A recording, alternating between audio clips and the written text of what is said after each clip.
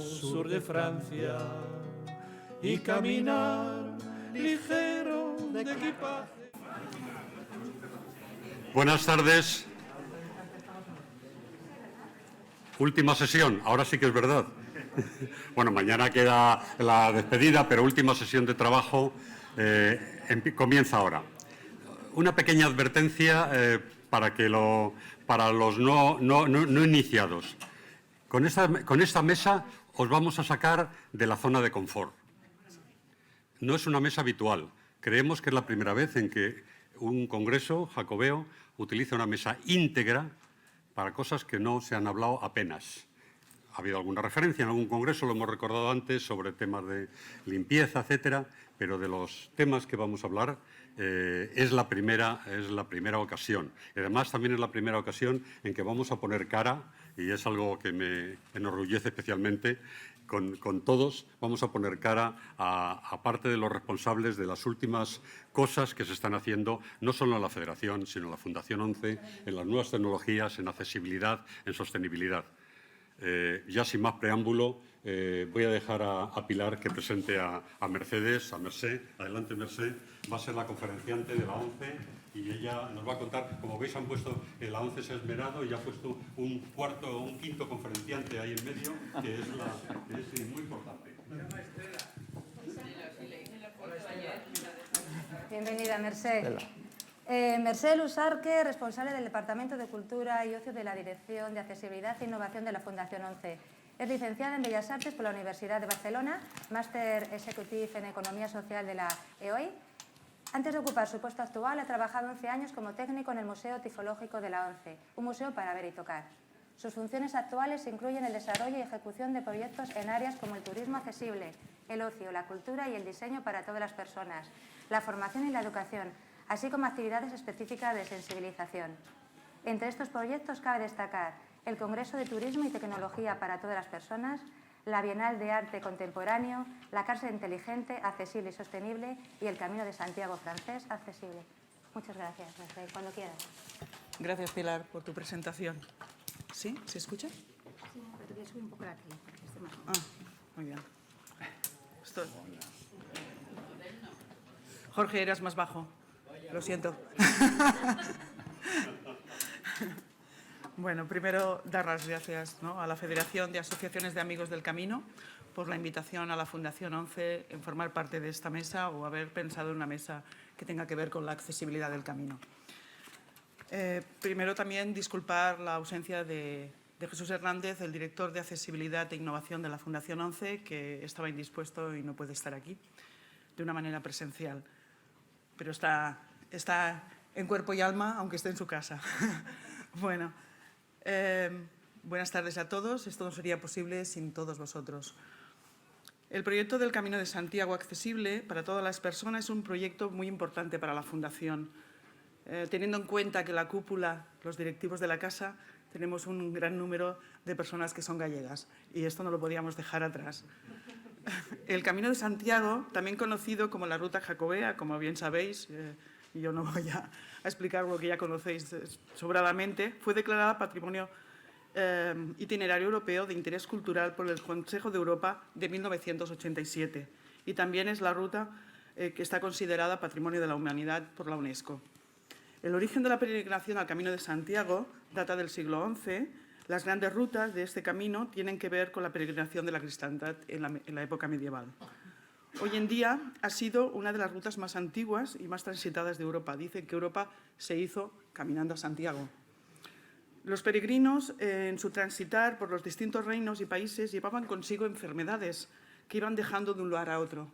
Por lo tanto, el Camino de Santiago está muy ligado a la discapacidad y a la enfermedad. Y a la COVID también. El camino siempre ha estado vinculado, por tanto, a la discapacidad. A pesar que el camino está relacionado con la religión, son muchas las causas que el peregrino utiliza a la hora de realizarlo. Puede ser un interés cultural, puede ser espiritual, puede ser un reto personal, etc.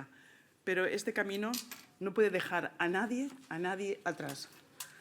Por ello, desde la Fundación ONCE apostamos y trabajamos para la inclusión social de las personas con discapacidad en cualquier ámbito. Por lo tanto, no podemos dejar el Camino de Santiago sin hacerlo accesible. Es uno de los grandes objetivos de la Fundación, además de la formación y el empleo de las personas con discapacidad, la accesibilidad universal, como he comentado, en todos los ámbitos. Y este es uno de ellos. Por ello, desde la Fundación 11 apostamos y trabajamos por la inclusión social de las personas con discapacidad en el Camino de Santiago, muy ligado, como he comentado, a la discapacidad desde sus inicios. El turismo, por tanto, es un sector clave en el que destinamos la mayoría de nuestros esfuerzos, pero es algo que no podemos realizar solos. Necesitamos esos compañeros de camino para realizar este viaje. Entre ellos, el proyecto nace a finales del 2019, principios del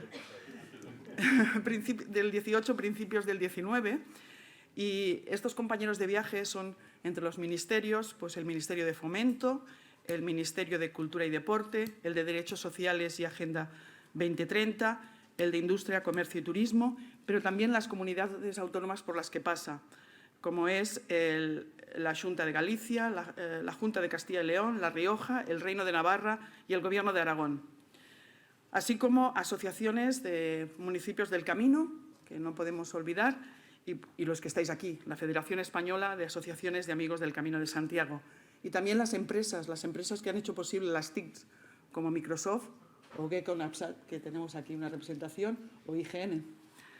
El proyecto tiene nombre del camino tiene nombre de chica, no es un peregrino, es una peregrina. Se sometió a votación popular y el nombre ganador fue Estela. Estela, que es el camino de las estrellas, como se denomina al Camino de Santiago. El proyecto recoge toda una relación de diagnóstico de accesibilidad física a distintos establecimientos, como por ejemplo los albergues. Toda esta semana pasada he estado en Galicia, desde Sarria hasta Santiago, analizando la accesibilidad de esos albergues para las personas con discapacidad física y por tanto, también testeando las TICs que se han desarrollado. Bueno, entre estas aplicaciones se encuentran la de IGN, que nos ayuda a organizar nuestro viaje, la de Blind Explorer y la de Microsoft, que son un guiado mediante 3D, pero ya nos lo explicarán mejor los ponentes que están en la mesa, que sirven para el guiado tanto en el entorno urbano como en el entorno rural. Para aunar todas estas tecnologías, lo que hemos desarrollado es una página web que estará activa en el 22, donde aglutinaremos todas estas soluciones tecnológicas y todos esos albergues que de alguna manera hemos testado y hemos visto la posible accesibilidad. También cabe destacar que se han sucedido distintas pruebas con usuarios. Hemos viajado por distintas comunidades con usuarios para ver la accesibilidad y el funcionamiento de estas TICs, y se van a seguir haciendo, así como algunas presentaciones públicas en algunos puntos del recorrido. Y por último, destacar que el hecho relevante, y para finalizar, el Consejo Jacobeo, que se reunió en febrero de este año, declaró esta iniciativa de la Fundación 11 como el Camino de Santiago francés accesible, como parte del Año Santo Jacobeo 2021, bajo el nombre de la accesibilidad del Camino de Santiago francés, potenciado a través de las TICs accesibles. Muchas gracias. Y os voy a pasar un pequeño vídeo que creo que explicará de una manera muy sencilla, es de dibujos, lo que es este proyecto. Es uno de los capítulos de una serie que hemos desarrollado con distintas temáticas que se llama On Followers, y en este caso es el Camino de Santiago. Pues nada, muchísimas gracias.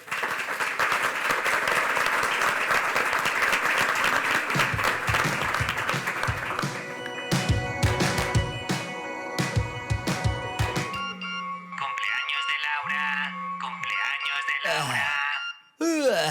A las 18 horas en el punto de reunión. No habléis con Laura. Repito, no habléis con Laura. Mayday, Mayday. No veas el Adolfo, siempre anda con sus misterios y sus historias. Shh. ¿Os han seguido? ¿Habéis ido por caminos no habituales? Madre mía, ¿qué daño ha hecho 007 a este país? Yo he venido en helicóptero. Le he dejado en Zona Azul. Muy graciosos, pero no hay tiempo que perder. El sábado es el cumpleaños de Laura y deberíamos darle un sorpresón. ¿Un bastón de diseño? ¿De Louis Simplon? Vale, vale. Ya lo tengo. Agarraos. Laura es una friki total del Camino de Santiago. Y no lo ha hecho. ¿Qué pasaría si le regalamos eso? Ir al Camino de Santiago. Me gusta, buena idea. Pues lo del bastón también estaba bien. Dani. Vamos a su casa y se lo decimos ya. ¡Me encanta! Voy a llamar a Estela y se lo cuento. ¿A quién? Happy birthday to you. ¡Hala! Ya estamos. Happy birthday to you. Hola, Laurita. ¿Cómo estás? ¡Hola! ¡Qué sorpresa! ¿Queréis pasar? Pasábamos por aquí. Sí, todo súper espontáneo. ¡Bastón! A ver, decidme, que me dais más miedo que un sobre de Hacienda en el buzón. Bueno, ¿por dónde empezar? Pero decirlo ya. Pronto hay una fecha muy especial. Díselo. Y... Mira, Laura, es tu cumple y hemos pensado que como te gusta tanto el Camino de Santiago, dijimos, hagamos con ella el Camino de Santiago. Yo les dije, mejor un bastón de Louis Simplon y ellos... Hola, Siri. Apunta una nota. Que Dani no esté nunca más cuando pensemos un regalo. Haz la mochila que nos vamos a hacer el Camino de Santiago. Sé que preferías el bastón, pero mira, hija, este año a caminar como si no hubiese un mañana. ¿Cómo te quedas? He anotado, Dani la ha cagado, ¿correcto? Yes. Pues chicos, a ver cómo os lo digo. Como sabéis, soy ciega y cuando alquilé la casa ya venía decorada. Y nunca pensé que estuviese decorada temáticamente. Y nadie me dijo nada, la verdad. ¿Y qué iba a hacer yo en el Camino de Santiago? ¡Pues fliparlo! ¡Era broma! ¡Me encanta! ¡Es la ilusión de mi vida! ¡El Camino de Santiago! ¡El Camino de Santiago! ¿Cuándo salimos? Hola, Siri. Apunta una nota. No más sorpresas a Laura. He anotado, Laura nos la ha colado, ¿correcto? Sí. Hola, Laura. Soy Estela. Me alegra que te haya gustado. Cuenta conmigo para ayudaros en lo que necesitéis. Te voy a recomendar unas aplicaciones con las que lo vas a flipar. Gracias, Estela. ¡Qué nombre tan bonito! Significa el camino de las estrellas. Vale, vale. Se descarta el bastón, ¿no? Dani. Chicos, para mí esto es un sueño. No sé si os he dado las gracias lo suficiente. Yo creo que en el tren nos lo has dicho como 50 veces. No, 83 veces. No, 84. La vez que se lo dijo al revisor cuenta.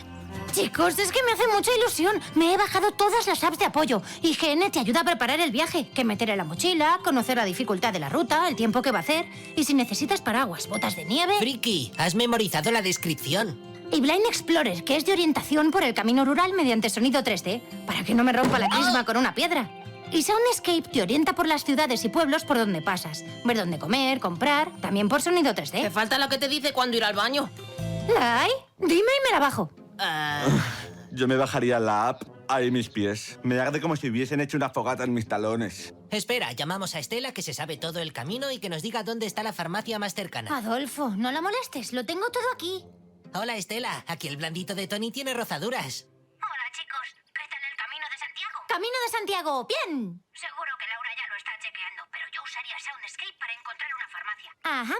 Calle de la Rozadura, farmacia La Ampolla. ¿No tiene pérdida?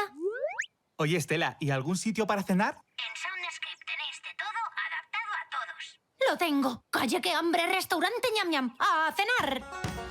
Segundo día. ¿Qué tal tus pies, Tony? Bien, perfecto. Llevo tantas tiritas y algodón que me he comprado unas botas 3 tallas más. Qué exagerado. Oye, por cierto, hace rato que no veo ninguna señalización. ¿No nos habremos perdido? ¿Perdidos?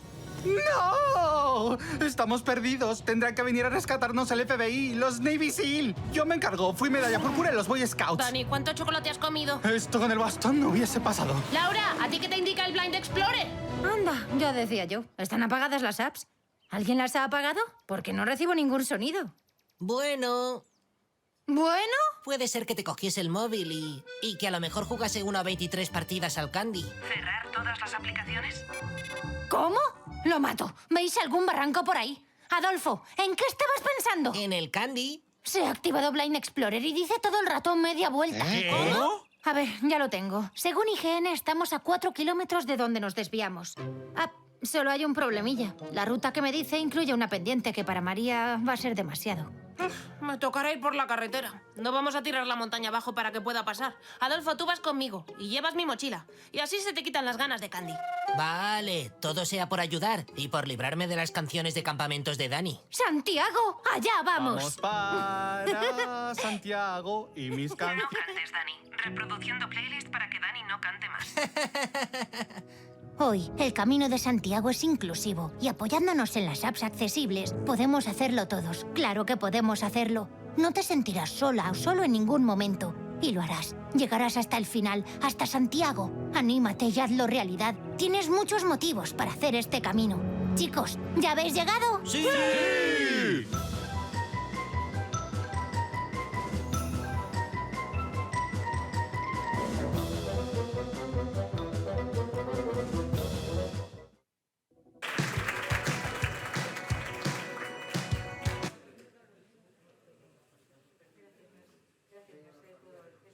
Vamos, es un vídeo muy interesante, muy bonito. Gracias. Bien, a continuación vamos a dar comienzo ya a la mesa. Es la última sesión y con ella ya finalizarían las sesiones del Congreso. Me acompaña, voy a presentarlos por el orden que figura en el programa.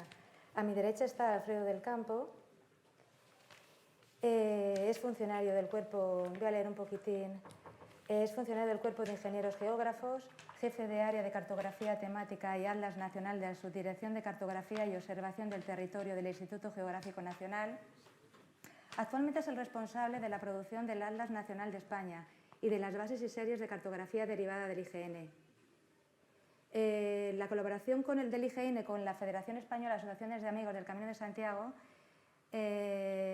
En ese momento, Alfredo era responsable de los productos cartográficos temáticos del IGN y su último trabajo con dicha responsabilidad ha sido la elaboración de la última edición del mapa de los caminos de Santiago de Europa y las rutas marítimas que se han entregado estos días. A mi lado, a mi izquierda, está Rafael Olmedo, es el fundador de GECONAPSAT y responsable del desarrollo de soluciones técnicas para mejorar la movilidad y seguridad de las personas en áreas remotas o naturales, como un sistema de navegación personal accesible utilizando sonidos 3D, que es el Blind Explorer. Lleva 20 años de experiencia previa en proyectos de investigación relacionados con tecnología y GPS y, y ha recibido más de 15 premios nacionales e internacionales. Juan Carlos Pérez Cabezas. Es presidente de la Asociación de Amigos del Camino de Santiago de Astorga y Comarca. Presidente de la Fraternidad Internacional del Camino de Santiago, FIX. Gestiona uno de los albergues de mayor capacidad del Camino francés y su asociación también es una de las más activas en la defensa de las reivindicaciones que se producen en el Camino francés, su sostenibilidad y defensa. Bienvenidos a los tres. Muchas gracias.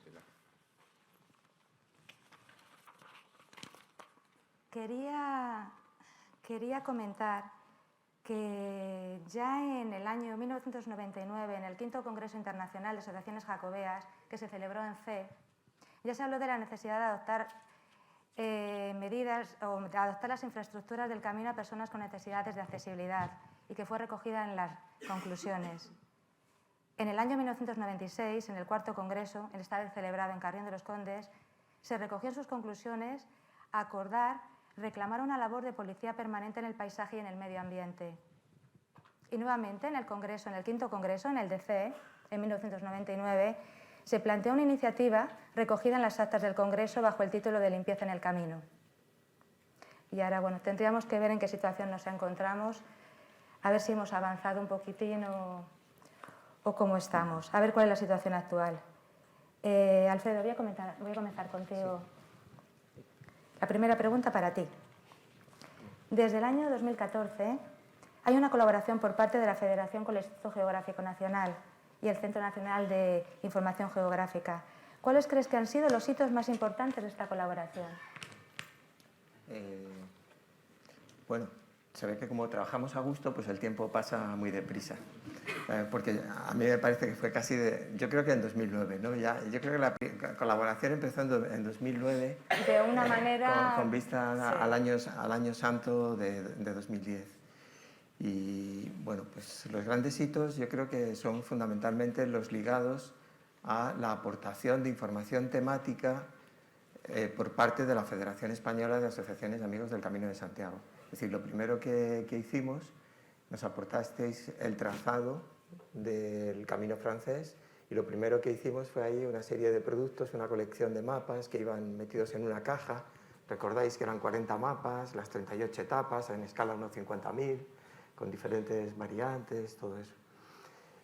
Hicimos productos derivados ahí con diferentes plataformas. Con esa misma información pues, creamos un visualizador web. Todo ese visualizador web y los contenidos multimedia los empaquetamos en un DVD. Creamos la primera app del Camino, la primera app del Camino francés, que solo funcionaba en iPhone. Y está, pues eso, ligado a vuestra entrega y a vuestra colaboración, tanto para indicarnos los servicios que había a lo largo del camino, estaba representado en varios idiomas, como para indicarnos pues, los bienes de interés cultural. La segunda fue la aportación de los trazados de toda España, de los trazados de toda España, con lo cual hicimos el mapa de España, uno de 250.000, que recuerdo que hasta nos lo pidieron para el museo en Galicia, todo eso. Se han hecho un montón de ediciones de él y bueno, se metió también en un navegador, en un visualizador, el visualizador NCO, que ha tenido diferentes evoluciones.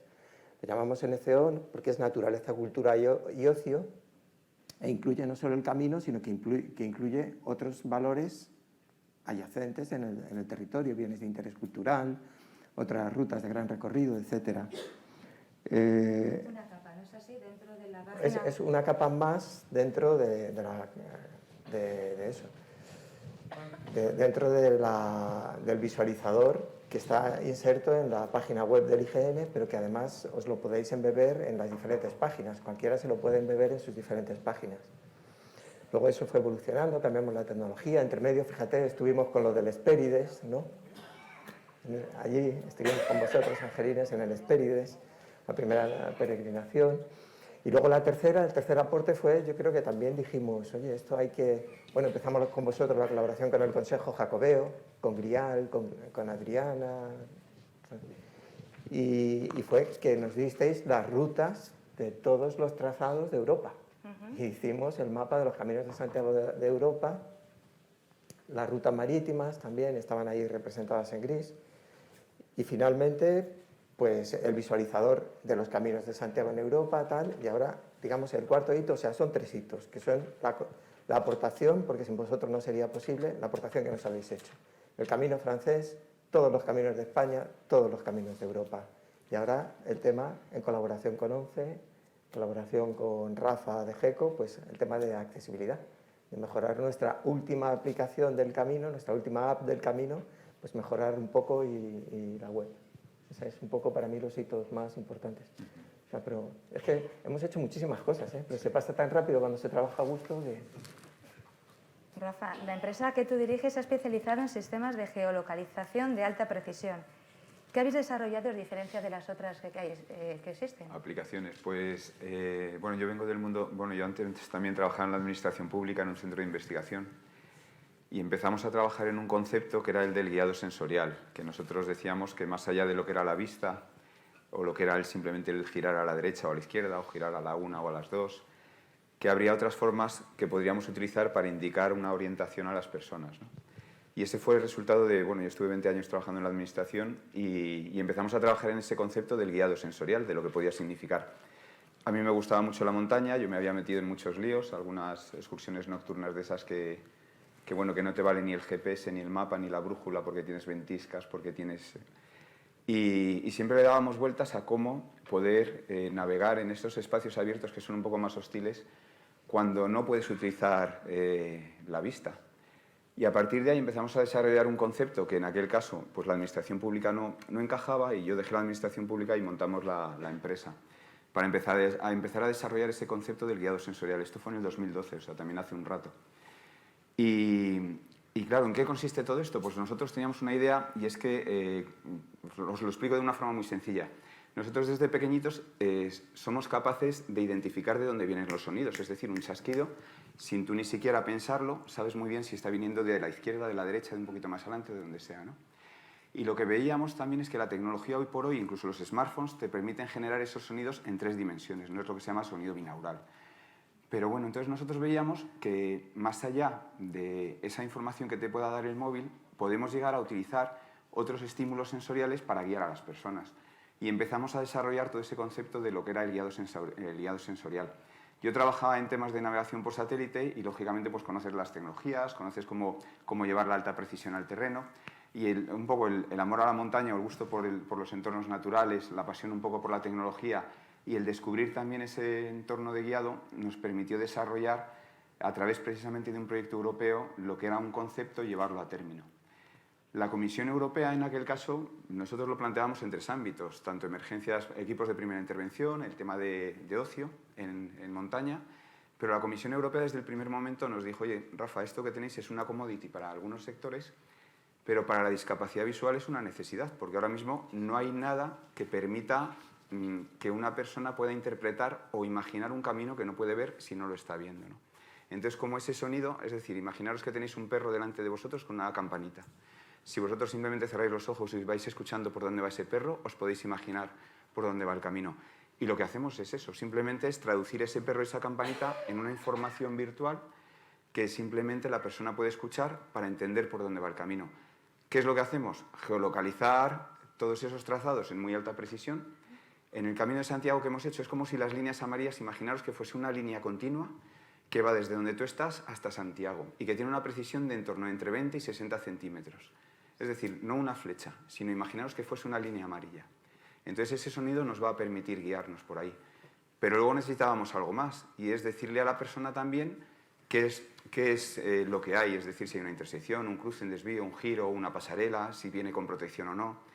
Y empezamos a generar todas las descripciones accesibles de todos esos puntos. Creamos una ontología, un lenguaje, digamos, para transcribir todo el entorno natural en una información que fuese además una información accesible.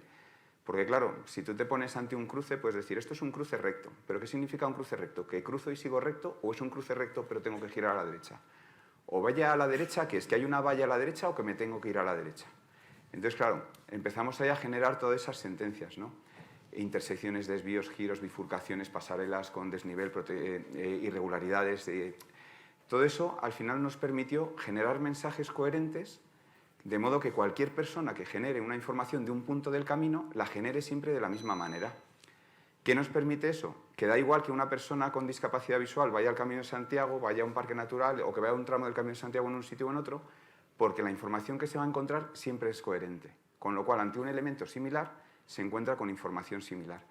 Y lo bueno es que, claro, generar eso automáticamente nos permite no solo hacer esa línea, sino geolocalizar todos esos puntos. En el Camino de Santiago hemos geolocalizado 7.000 puntos, cada uno con su ficha, descripciones, niveles de riesgo, etc. Todos con una precisión submétrica y que cuando la persona llega a ese punto entiende de forma accesible qué es lo que tiene delante. A 5 metros, intersección con carretera comarcal, cruzar y girar a la derecha, continúa por pista de tierra en suave descenso, terreno irregular. Ya está, no hace falta decir mucho más. Riesgo alto, eso también. Entonces, intolerable. Eso es lo que hemos hecho. Entonces yo creo que, claro, yo estoy entre 2 casas, ¿no? Que es el Camino de Santiago y la discapacidad. Quiero decir que es que en este momento, para mí este es el foro ideal, ¿no? O sea, el decir, jo, es que yo llevo viviendo... Es que la primera vez que nosotros presentamos el Camino de Santiago fue en aquella propuesta de la Comisión Europea, en el 2011 estoy hablando, que dijimos, esta tecnología podría llegar a hacer accesible recorridos como el Camino de Santiago. Y todavía tengo señalado ese texto que yo puse en aquella propuesta europea, hace ya 10 años. Bien, Rafa. Vamos con Juan Carlos. Tu turno. Vale. Vuestra asociación es pionera en la actividad con la acogida y sostenibilidad de caminos. En este sentido, ¿cuáles son vuestras actividades principales? Bueno, somos pioneros, no sé si tanto como pioneros, pero si no dar nuestra forma y nuestra propia forma y visión de lo que es desarrollar proyectos dentro del Camino de Santiago. Es verdad que casi siempre de la mano de varias y de muchas organizaciones, siempre, porque entendemos que solos no se puede hacer las cosas. Entonces, bueno, pues en cuanto a la acogida, sobre todo, pues como dijiste al principio, ¿no? Pues el salto que dimos cualitativo y cuantitativo cuando decidimos adquirir un albergue en propiedad. ¿Cómo se adquiere esto? Bueno, pues juntando 2 aspectos muy importantes dentro de la propia peregrinación. Es el trabajo de todos los voluntarios, incluidos los hospitaleros, también la gente de las asociaciones, y la gestión de ese pequeño o grande donativo, que no es donativo, que no lo es. Es una aportación cuantificada. Pero sí que es cierto que respecto a esto que tengo que decir que a veces cuando nos llaman los peregrinos y nos dicen ¿tenéis cama? Sí, dice, ¿cuánto cuesta? Digo, pues entre 15 y 20 euros. Dicen, pero ¿cómo que entre 15 y 20 euros? Si en la guía pone 5 euros. Digo, usted me ha preguntado cuánto cuesta, no cuánto pedimos. Bueno, la gente ahí sí que se da cuenta de lo que supone esa aportación. Bueno, eso fue lo que permitió que hoy estemos donde estamos y el albergue funcione.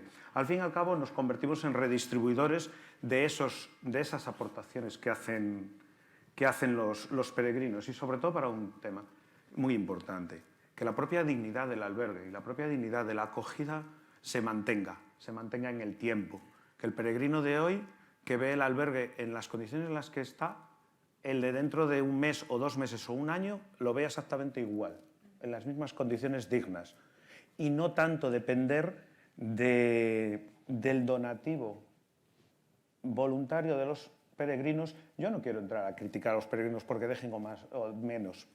Quizá muchas veces es porque debido a esta cantidad de peregrinos que tenemos ya en el camino, no damos abasto a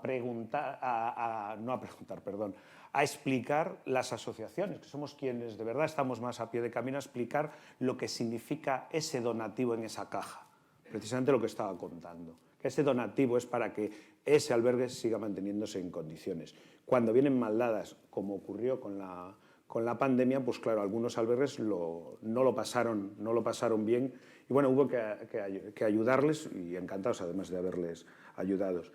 En cuanto a la propia acogida tradicional, pues nos pusimos en disposición miembros de la Asociación de Astorga a la iniciativa de la AFIX, que yo soy presidente, pero miembros de la Junta Directiva y de la Asociación de Astorga, a que la acogida, si queremos que funcione, sea patrimonio inmaterial de la humanidad, que esta mañana se habló del tema, se habló de algo más general, pero yo creo que además lo apuntó Rafa, si queremos que algo se mantenga, si lo protegemos, vamos a proteger la parte material de esa, aunque hablemos de inmaterial.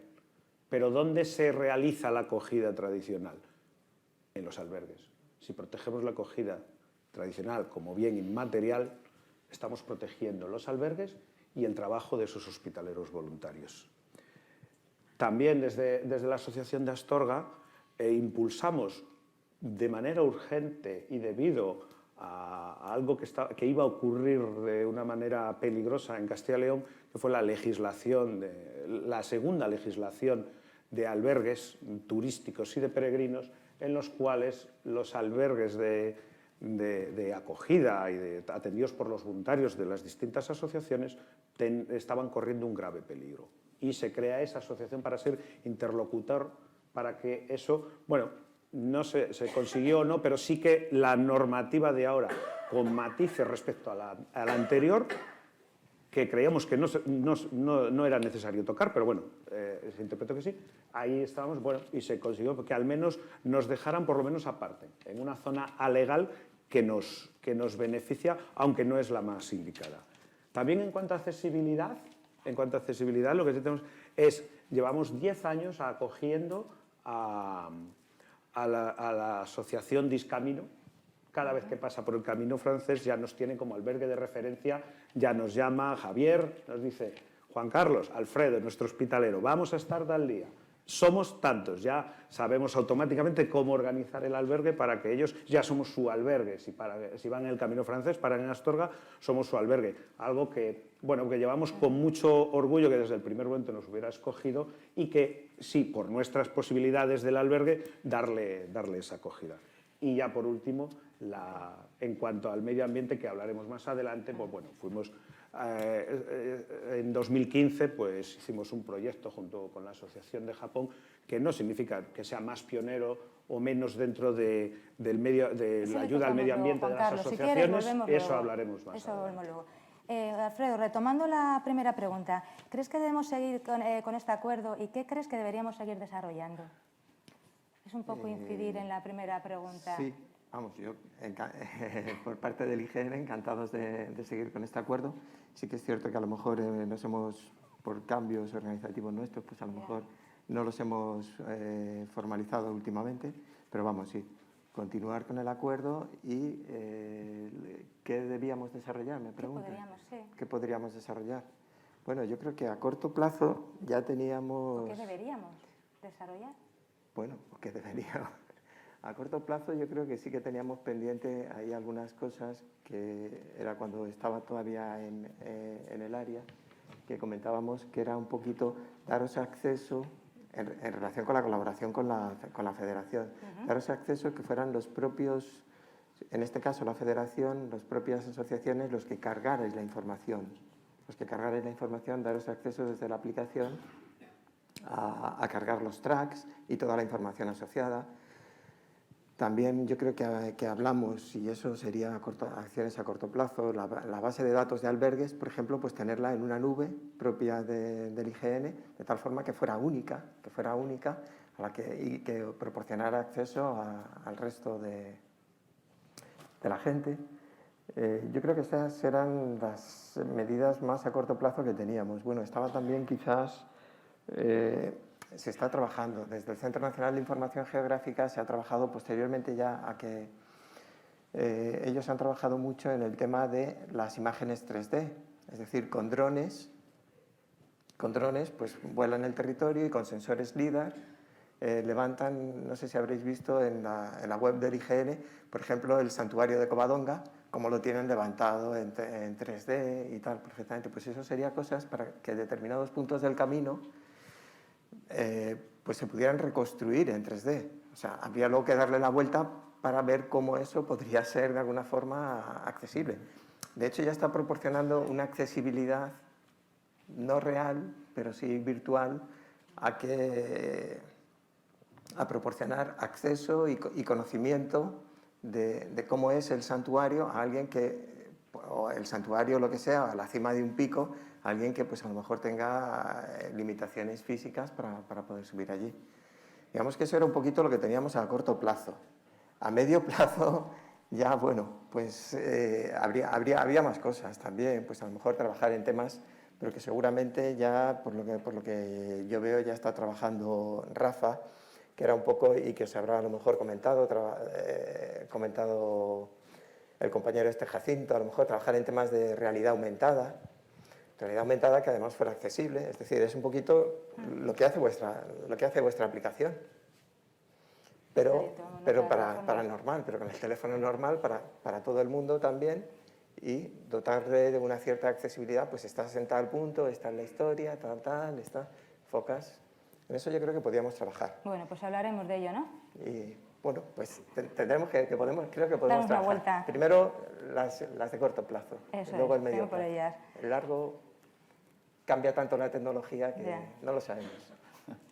Rafa, en el 2019 la Fundación ONCE puso en marcha un proyecto, Tu Camino, Camino Accesible, en el que formasteis parte junto con el IGN, el CENIC, el Centro Nacional de Información Geográfica, y la Federación Española, para mejorar la accesibilidad del camino francés orientado a personas con discapacidad visual inicialmente, pero que quiere llegar a todas las personas, sin dejar a nadie fuera, para garantizar la accesibilidad universal. Un proyecto desarrollado junto a 5 comunidades autónomas. ¿Qué ha significado para vosotros ese proyecto? Bueno, para nosotros... Intentemos ser un poquito breves, sí, por favor. No, para nosotros, claro, al final hemos constituido una startup, una empresa tecnológica, que hemos estado durante muchos años trabajando en I+D, y este realmente ha sido el primer sitio donde nosotros hemos podido probar de forma intensiva y de forma muy extensa lo que es la posibilidad de llevar esta tecnología al terreno. Entonces, para nosotros ha sido el saber que lo que estábamos haciendo realmente tenía sentido. Y sobre todo, vinculado a la Fundación ONCE con toda la parte de ODS, objetivo, impacto. Participamos en la aceleradora de empresas de la Fundación ONCE, con lo cual nos hemos podido vincular y estar muy cercanos ya no solo a las tecnologías, sino a las personas, a los usuarios y realmente a todo este ecosistema que está detrás de la discapacidad. Bueno, volveremos de todas formas con... Vale. Juan Carlos, sí. Por favor. A ver, en el año 2015, ahora volvemos a la pregunta que habías lanzado. La Asociación de Astorga fue una de las partes de un proyecto, ¿no? Que era un paso limpio. Un paso limpio, sí. ¿Qué significó ese Un paso proyecto? limpio. Primero tengo que decir que eso no es pionero en cuanto a temas medioambientales, lógicamente. La idea, en su momento sí. La idea... Bueno, pero ya hay asociaciones que llevan tiempo pues, haciendo sus actividades de limpieza del camino, de plantación de... O sea, que en ese sentido es verdad que sí se llevaba. Lo que pasa es que la idea de este proyecto primero viene desde la Asociación de Japón pensando en lo que a ellos les pasó en el Monte Fuji. Cuando el Monte Fuji empieza a ser un destino, como puede ocurrir aquí, turístico, se turistifica, empieza a tener problemas de suciedad en Japón, y los japoneses, sin embargo, sí que tienen ese problema. Entonces ellos empiezan a hacer una concienciación de que no dejes tu basura, llévatela. Bueno, algo que ahora es muy normal, pero bueno, estamos hablando de hace 20 años, ¿no? Pues la idea de esto era precisamente esta. La presidenta en aquel momento de la Asociación de Japón, Tomoko Morioka, se pone en contacto con nosotros y ponemos a funcionar esto. En ese momento tenemos el apoyo principal, eso sí, las dos asociaciones coordinamos el trabajo y tenemos el apoyo principal en aquel momento Correos y del propio Xacobeo. Y luego ese proyecto, sobre todo su lanzamiento, no hubiera sido posible sin el apoyo de más de 20 organizaciones, entre ellas la Federación, muchas asociaciones que se hizo en un solo día. Eso publicitariamente sí que fue, la verdad que esa colaboración sí funcionó para que eso se diera a conocer desde Navarra hasta Galicia. En ese sentido fue una tarea para un solo día importante, pero vemos que sí, se repartieron contenedores de bolsas y las bolsas no son grandes. ¿Por qué? Porque lo que pretendíamos era decirle al peregrino, recoge tu basura, no la tires y deposítala en el contenedor, no limpies el camino. Hombre, alguno lo hacía.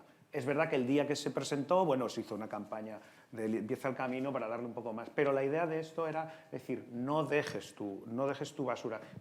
Toma esta bolsa, cógela y la depositas. La verdad que en ese sentido funcionó durante un tiempo. Ahora mismo en algunos albergues todavía se siguen y nos piden bolsas. Y al final es aplicar el dicho que tenemos aquí, es decir, que no es más limpio el que más limpia, sino el que menos ensucia. Pues esa era la idea del proyecto. Que sería cuestión de recuperar, intentar concienciarnos y asimilar la idea. Correcto, eso es lo mejor. Esta es una pregunta que, bueno, tiene una introducción para los tres, luego hay una pregunta específica para cada uno de vosotros. Los trabajos realizados el año pasado en el Camino Francés, junto con la Fundación 11, el UNIO, GECO y la Federación Española, permitieron unificar todas nuestras bases de datos. Y esta información fue fundamental para el seguimiento por parte del Consejo Xacobeo de la situación de pandemia en la que estábamos, entre otras cosas porque facilitó un completo censado de albergues y alojamientos para su geolocalización. Alfredo, ¿piensas que esta experiencia se debería ampliar al resto de caminos? ¿Y cuáles serían los objetivos prioritarios? Además, te añado otra. ¿Qué necesidades o requisitos planteas para acometerlos? ¿Qué opinas? Son tres preguntas, pero... Tres preguntas. La primera, sí, debe extenderse a todos los sitios. O sea, por ejemplo, lo que has comentado, extender la colaboración y extender lo que has dicho del tema de los albergues a todos la base de datos de albergue y categorizada por accesibilidad y por todos estos temas. El segundo, me decías cuáles serían los objetivos prioritarios. Sí, ¿qué necesidades o requisitos planteas para acometerlos? Sí, y objetivos, pero creo ¿Qué necesidades o requisitos planteas? Porque estamos... Sí, bueno, lo fundamental para eso, desde luego, es que cuando te planteas hacer una acción, una cosa es ejecutarla, pero luego lo difícil es mantenerla en el tiempo. Entonces, digamos que esa información que ahora se ha integrado, que tenemos la base de datos de albergues, que de hecho está representado en el visualizador NCO, pues ahora lo que hay que hacer es que esa se mantenga actualizada, porque si no se actualiza, pues pierde valor. O sea, eso es... digamos, fundamental. Entonces, es fundamental que en todos los caminos tuviéramos pues esos trazados bien asegurados y mantenidos, tuviéramos los albergues, tuviéramos los servicios, tuviéramos los bienes de interés cultural, esas cosas, y mantenerlos actualizados. ¿Qué necesidades o ¿Qué requisitos planteas para acometerlos? Pues, bueno, yo creo que alguien, no sé qué lo ha dicho antes, dice, ¿qué necesidades? Bueno, eso no se puede acometer solo, sino que hay que formar creo que no sé quién lo comentó antes, hay que formar un buen equipo. O sea, hay que buscar unos buenos socios para ser capaz de mantener eso al día. Es decir, es mucho trabajo. Así es. Mucho trabajo, mucho esfuerzo, se requiere personas, se requiere financiación. Es decir, lo que hay que buscarse es unos buenos socios, unos que te acompañen en el camino, que tengan los mismos intereses y que, digamos, que se creen sinergias de ganar las dos partes. Necesidades o requisitos, bueno, a lo mejor no está por aquí Grial, no sé si está el Consejo Jacobeo. A lo mejor una de las cosas que se podría plantear, aparte de implicar comunidades autónomas, diputaciones, a través de Federación Española de Municipios y Provincias, pues a lo mejor el Consejo Jacobeo, es decir, que todos los caminos no solo abarcaran los caminos que son patrimonio, sino abarcaran todos los caminos que son jacobeos. A lo mejor eso sería un buen socio. Digo. Ya, sí. Por ahora no. Por ahora no, ya. Rafa, brevemente. Sí. ¿Crees que tenemos que profundizar sobre otros y crees que es necesario realizar un mantenimiento de la base de datos, en efecto, seguimos con ello, de la que disponemos? ¿Y cuáles serían los puntos para considerar en caso de tomar la decisión para ampliar el proyecto al resto de los caminos? Respecto al tema del mantenimiento, yo creo que es vital, ¿no? Porque además antes de la pandemia la situación era una, después de la pandemia la situación era otra. Sí. Nosotros lo que hicimos fue, dejamos las herramientas que estábamos usando para geolocalizar información sobre el terreno, la pusimos un poco a disposición también de la Federación, ¿no? Pero sí que es cierto es que tuvimos que generar unas ciertas estructuras para que pudiesen clasificar la información, por una parte, de modo que todas las asociaciones generasen los mismos contenidos, de modo que fuese coherente, y que fuese automático, que automáticamente según se llega se geolocaliza, pase ya a un servidor y no haga falta más. Pero luego también es cómo se genera la información, porque una cosa es marcar un albergue y otra cosa es marcar la puerta del albergue. La diferencia es que una persona a lo mejor con discapacidad visual pueda entrar o no pueda entrar. Entonces, luego, digamos que eso es una de las cosas que hay que generar, o simplemente cuando se generan los tracks, el mantenimiento de los tracks, el que estén mejor o peor trazados o que se hagan con no digo que vayan con el equipo que vamos nosotros que tiene una precisión de 20 centímetros, pero que si se genera un poco ese know-how o que realmente el posible usuario o orientándolo hacia el usuario que puede que tenga ese problema de visión, pues resulta que simplemente con unas pequeñas pautas se puede hacer, además de un mantenimiento, generar un contenido de mayor valor.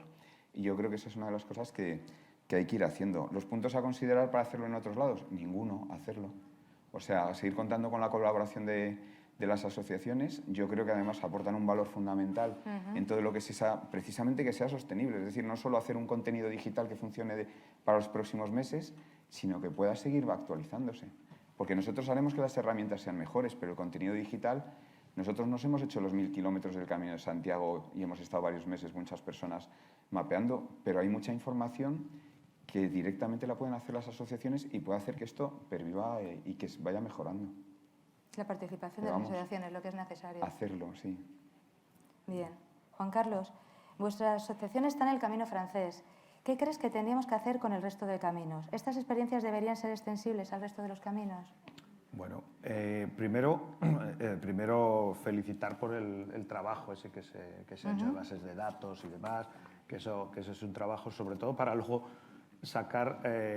trabajar sobre ellos, que es mucho. El trabajo ese es muy ingrato, es un trabajo de pico y pala, por así decirlo, es bastante ingrato, pero es el que puede servir para generar esas otras acciones muy importantes de cara, sobre todo, se me viene a la cabeza precisamente que a lo mejor, no lo sé, pero que a lo mejor cuando ocurrió lo que ocurrió del COVID, resulta que sí que se pueden elaborar herramientas con esa base de datos de emergencias, de unas emergencias como cuando hubo que desalojar el camino, ¿no? Porque yo recuerdo que el jueves antes del estado de alarma, el estado de alarma creo que empezó el 14 de marzo, sábado, el jueves antes estábamos viendo cómo cómo las noticias eran que los albergues se cerraban. Pero estábamos diciendo, pero si los albergues se cierran, ¿qué hacen los peregrinos? Y hubo que hacer un recuento rápido de cuántos peregrinos había. ¿Cómo se hizo? Se hace desde Astorga, lo primero que hicimos fue un listado que empezamos a mover de 11 sitios concretos en el Camino francés para que nos fueran dando los datos 3 veces al día de cuántos peregrinos estaban en los albergues.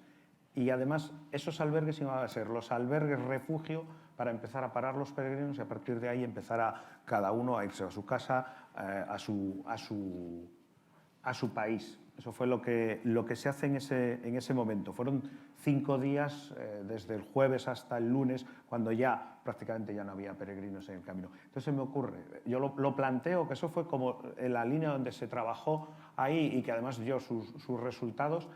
Esas herramientas, que a lo mejor ahí se pueden empezar a lo mismo que hablabas de a ti se te ocurre cuando ibas a la montaña, ¿no?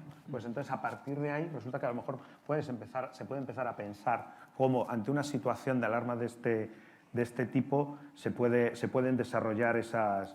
Luego ya también el tema de cómo hacer los albergues seguros. Cuando comenzó, dices, aquí se cierra el camino, pero se empieza a abrir, ¿qué hacemos? ¿No? Pues ahí, a partir de ahí hay que elaborar un censo de albergues que empiezan a estar abiertos para permitir que el peregrino... Eso ocurre en el Camino francés. Claro que todo eso se puede extrapolar al resto de caminos, pero también hay un hecho cierto. En ese momento los peregrinos, precisamente por la época del año que era, estaban en el camino francés, era marzo, ¿no? Entonces, a la hora de elaborar el censo de albergues que están, a la hora de esa comunicación mucho más rápida, pues a lo mejor estas herramientas también puede servir. Yo recuerdo que en Astorga elaboramos, era muy complicado, 30 fichas a 30 albergues sobre sus planos que previamente para poner lo que ahora parece tan sencillo como eran dónde colocar hidrogeles, dónde colocar dispensadores los guantes famosos que se usaron, todo esto se elaboró ese trabajo también. Por eso se me ocurre. Y muy rápidamente. Y también es cierto que con las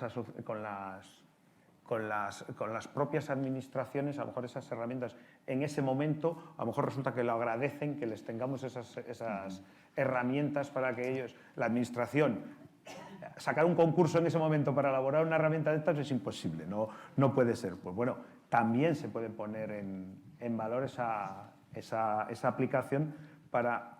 A mí se me ocurre, espero que no vuelva a ocurrir una situación como esta, ¿no? Pero resulta que a lo mejor es cuando más las necesitamos en momentos como esas, en las evacuaciones, en momentos de riesgo y de peligro para los peregrinos, ¿no?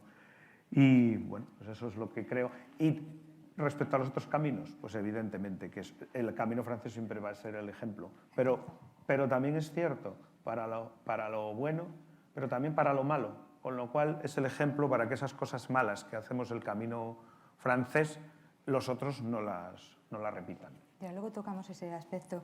Esta es una pregunta para los 4. ¿Cuáles son los conflictos con los que os estáis encontrando? Alfredo, es que nos habéis transmitido que a veces os llegan cartas de que su camino no está incorporado o está mal representado. ¿Cómo podríamos resolver el conflicto existente en el que bien instituciones, asociaciones o particulares exigen que su camino esté reconocido? ¿O crees que todos los caminos deben de tener el mismo reconocimiento? Bueno, la verdad es que efectivamente sí que nos ha pasado. No demasiadas veces, 4 o 5, algunas hasta con carta a la ministra, pero bueno, virulentas. Pero sí que nos ha pasado efectivamente el tema de los trazados de los caminos. Cada uno quiere, pues los alcaldes quieren que pase por su pueblo, por su negocio y tal. Nosotros ahí recibimos, la verdad es que lo tenemos fácil. No es que nos queramos quitar de en medio, pero lo tenemos fácil. Decimos, la responsable, quien nos da la información, es la federación, se lo trasladamos a la federación. Pero no lo hacen la federación. Tiene una gran capacidad de negociación, por lo menos yo lo que he visto de Jorge, Y además no se hace sin ningún criterio. Es decir, siempre, por ejemplo, los caminos, cuando se nos ha dicho a nosotros, o sea, cuando hicimos lo de los caminos de Santiago en España, seguíamos el criterio, y así respondemos muchas veces cuando te hacen alguna consulta, no, seguimos el criterio de la Federación, que es que los caminos estén señalizados, que los caminos estén mantenidos, que los caminos tengan hospitalidad y que los caminos estén documentados. Corrígeme si me equivoco. Correcto. Luego he visto, he consultado la web, sé que habéis añadido mucho más, se ve que eso genera controversia, se ve que eso genera controversia y efectivamente me parecen muy oportunos los criterios que habéis tenido. ¿Cómo se resolvería? Hombre, vosotros al final lo vais resolviendo, se va negociando, pero a lo mejor es eso, es si la autoridad administrativa competente, pues, digamos, consensuara con todos los agentes implicados, incluido la Federación, y vuestros puntos de partida, vuestros criterios son un muy buen punto de partida, un documento muy bueno para decir, oye, ¿qué caminos tienen? Vamos a subir, cumplen el mínimo para ser reconocidos como caminos de Santiago. Ya está, que lo fijara la autoridad que tenga la competencia. Cumplen el mínimo. ¿Todos el mismo reconocimiento? Pues no, no todos es igual. Si igualamos todo, al final no vale nada. No todo vale igual. No es lo mismo el camino francés, pues no es lo mismo uno que sea patrimonio de la humanidad o itinerario cultural europeo que otros caminos que tienen, pues no pueden llegar a eso, pero pueden llegar a otras cosas. Pueden llegar a otras cosas y vosotros sois un agente, vamos, yo no sé cómo funciona muy bien el tema de las... Es decir, se pueden consensuar entre todos los agentes otros criterios para valorar. No sé cómo funcionan las estrellas Michelin, pero tú vas a un restaurante y dices, bueno, no todos los caminos cumplen el mínimo para ser caminos de Santiago. Dice, pero bueno, este es de una estrella, es de una estrella, una estela. Este es de 2 estelas, este es de 3 estelas. Avalado por la Federación. La Federación tendría que tener la autoridad reconocida suficiente para que esas estrellas signifiquen algo. Y creo que no estaría mal, o sea, basándose en que todos los agentes implicados hicierais una ponderación de los criterios. Son accesibles, están señalizados, están documentados, tienen interés cultural. Pues esto merece las 3 estrellas de la Federación. Es una propuesta que os hago. Queda recogida. Pero ese es un reconocimiento, ¿no? Ya. Pero no todos pueden ser patrimonio mundial. Rafa, en la carga del camino francés te has encontrado con tramos con enormes diferencias. No. Entre el camino registrado y el camino real. Sí. ¿Qué crees que sería necesario para facilitar el trabajo que esas diferencias... Perdón. ¿Crees que sería necesario para facilitar el trabajo que esas diferencias en los recorridos estuvieran recogidas en las bases de datos? A nosotros nos ayudaría, o sea, nos hubiésemos ahorrado pues, de los 1000 kilómetros unos 150, porque hemos ido y vuelto veces y hemos pasado por bares que no estaban y luego sitios que nos dicen que es el camino, incluso el ayuntamiento, las oficinas de información y no están en la información del IGN. Y nosotros no sufrimos, disfrutamos de verdad, o sea que a nosotros nos encanta y los 100 kilómetros los hacemos de 1000 amores. Pero a lo mejor esos 100 kilómetros podrían ser 100 kilómetros accesibles que hubiésemos podido hacer en otro sitio, ¿no? Entonces, si esa información estuviese, a nosotros nos ayudaría muchísimo, pero el principal conflicto, o sea, por una parte, está ahí, ¿no? En que realmente nos encontramos con que lo que dicen las autoridades locales es una cosa, intentamos ceñirnos a lo que dice el IGN siempre que podemos, cuando los caminos están cortados o vemos que realmente el esfuerzo de la administración local ha sido enmarcar o incluso han cerrado un camino que vosotros o el IGN dice que está abierto, nos vamos a lo que dice la administración local, lo apuntamos y lo señalizamos muy bien porque además entendemos que es donde a nivel territorial se está haciendo el esfuerzo de señalización y mantenimiento. Y nosotros, cuando esta mañana decía Fernando Santos, decía, ¿por qué puede peregrinar una persona con seguridad cuando hablaba del principio? Decía, porque nuestra labor, o sea, la labor nuestra es la de honrar y guardar al peregrino. Y yo creo que nuestra labor sigue siendo la misma, honrar en el sentido de que podamos poner a una persona para que se desarrolle a nivel realmente de todas sus capacidades en el camino. Y nuestra función precisamente es la de guardar. Y guardar significa darle una información fidedigna que cuando le decimos es que nosotros hemos pasado por sitios que están desbrozados, a veces sí y a veces no, pero hay desbroces que son peligrosísimos. O sea, hay desbroces que te dejan unas aristas a nivel de la cara. O sea, es que hemos hecho fotos de estas de decir, o sea, aquí un tío se mata. Y nosotros no le vamos a decir a la persona que se va... O sea, nosotros lógicamente lo que tenemos que hacer es categorizar el riesgo. Y ahí, en ese nivel de 1 estrella, 2 estrellas, nosotros lo que sí que tenemos que hacer es encontrar también dónde consensuar el nivel de riesgo no solo de los caminos, sino que de cada punto del camino. Porque al final todo eso pues, es decir, no solo las consecuencias de que pase algo, sino la probabilidad de que pase para poder categorizar el riesgo. Porque a una persona yo no le digo que esto es accesible o que lo puede hacer o no. Yo le voy a decir lo que es. Y la persona sabrá si una montaña de 4.000 metros la puede hacer o no la puede hacer. O si este terreno lo puede hacer o no lo puede hacer. Pero mi función o nuestra función es la de dar una información objetiva y que sea siempre coherente. Pero eso mismo nos pasa también con el tema del categorizar la accesibilidad, que eso es otra de las cosas. Es ¿quién categoriza el nivel de accesibilidad para una persona con discapacidad visual o con movilidad reducida? Porque ahora mismo si es accesible es porque cumple una norma, pero eso no es así. O sea, realmente hay unos parámetros MIDE de información de los caminos que nosotros estamos luchando también para que se introduzcan unos parámetros de accesibilidad del 1 al 5, que es lo que utiliza la Fundación, pero no hay nada homogéneo y no hay nadie que esté estandarizando eso. Entonces necesitamos que cuando alguien diga que este sendero tiene un nivel de accesibilidad de nivel 2, que todos entendamos lo mismo. Esa también es una de las cosas que hay que... Vale, Rafa, gracias. Juan Carlos, con los conflictos. Bueno. Vives día a día los enfrentamientos y problemas entre los ayuntamientos, la Junta de Castilla y León, instituciones privadas u otros colectivos. Casos como los de Coembes, con su proyecto Basuraleza. ¿Crees que es un ejemplo a seguir? ¿O el asunto de los parques eólicos y las obras en la Cruz de Ferro? ¿Qué tipo de respuesta se debería dar desde las asociaciones y desde la Federación Española? Bueno, yo no les definiría exactamente conflictos. Conflictos se crean cuando hay una acción por parte de alguien. Se pueden crear conflictos o no.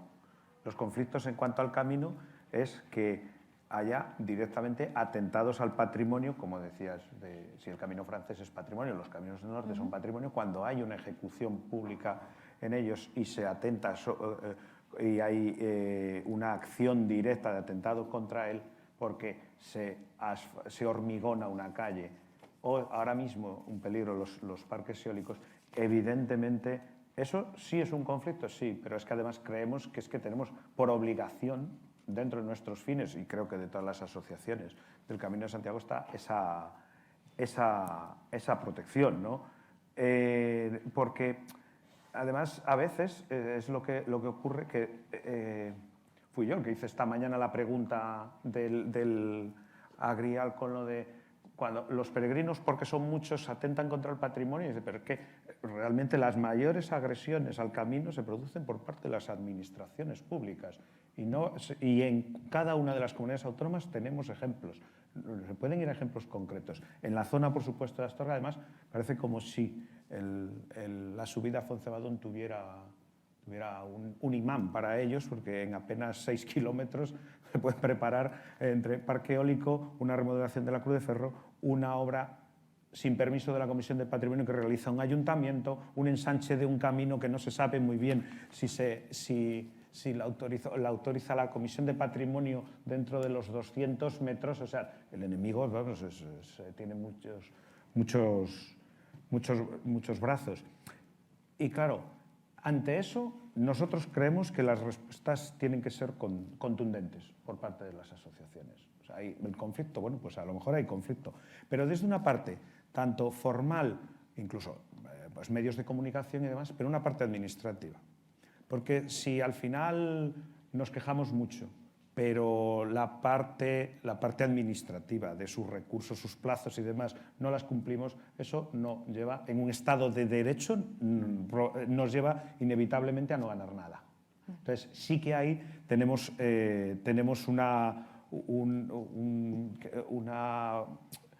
tenemos que hacer un esfuerzo muy grande, y el esfuerzo es grande porque tanto a niveles de conocimientos legislativos, a niveles de conocimientos patrimoniales, pero yo creo que en las asociaciones hay gente para que esto, si lo coordinamos bien, que puedan llevar a cabo.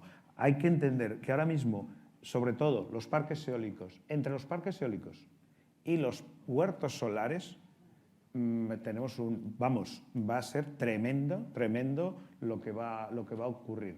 Yo me alegro que en ese sentido Galicia haya, en su momento, haya legislado y que estén protegidas las cuencas visuales. Ojalá en todas, porque entonces los parques eólicos ya no serían prácticamente, creo que estoy hablando de memoria, en la zona de Orense, ahí se echó para atrás un parque eólico precisamente gracias a que influía en la cuenca visual cuando un peregrino. Sin embargo, por ejemplo, en la zona de la subida al Cebreiro en Trabadelo, son los nuevos molinos que son de 130, 140 metros. No quiero yo imaginar esas aspas, el peregrino pasando y esas aspas zumbando. Y en la Cruz de Ferro exactamente lo mismo, en menos de... a 200 metros de la Cruz 1 y a 300 metros a la izquierda, según nos dirigimos a Santiago, otros. Entonces, esa sí que va a ser una dura batalla, porque esa probablemente, no lo sé, habrá hasta que judicializarla seguramente. ¿Se ganará o no se ganará? Es cierto que se echa de menos que en un país como España, con el patrimonio que tenemos, que se lleva muchos años hablando y que no haya un fiscal de patrimonio en nuestra legislación y en nuestro ordenamiento jurídico. Respecto a Ecoembes, yo soy, creo, el sustituto de Ecoembes aquí. Yo quería haber estado ahí para preguntarle a Ecoembes sobre lo que hace en el camino, pero bueno, no ha sido justamente este el sustituto. No quiero, pero por un motivo. Vamos a ver. Ecoembes entra dentro de esas empresas en las cuales siempre está saber el equilibrio, que hasta dónde viene esa empresa, de verdad ayudar al camino y a la vez tener su propio rédito en imagen, que no pasa absolutamente nada, a ser el camino solo y exclusivamente una imagen buena para ellos.